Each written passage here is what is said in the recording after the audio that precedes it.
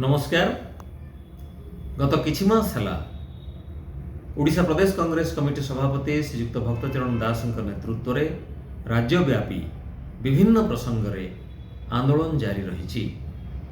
धान किणारे होइथिबा व्यापक अव्यवस्था को नहीं, विशेषकर मंडी रे जो प्रकार चरम अव्यवस्था होइछि एवं 150 क्विंटाल रु अधिक जदि विक्रय हुए ताहले इनपुट सब्सिडी को जो राज्य सरकार बंद कर देइचंती, एई सबु प्रसंग रे विशाल चाषी समावेश मान मध्य कांग्रेस तरफ करा जाइछि। ठीक सेमिति बिजुली को नहीं सरकार ओईआरसी एवं टाटा पावर रो जो मनमानी चली ता विरोध में मध्य कांग्रेस तरफ आंदोलन जारी रही। प्रदूषण सर्टिफिकेट को नहीं, जानवाहन को नहीं जो प्रकार तंड गड़ुचंती राज्यवासी ता विरोध में मध्य कांग्रेस स्वर उत्तोलन करिछि।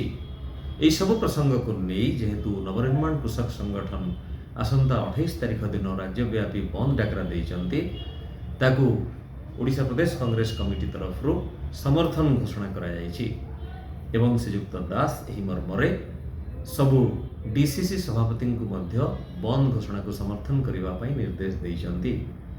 आजिर एई प्रेस विवृत्ति रे आमे समस्त कांग्रेस कर्मी एवं नेता को यह कार्य समर्थन करने बंद डाकरा को समर्थन करने निवेदन करुचु। धन्यवाद।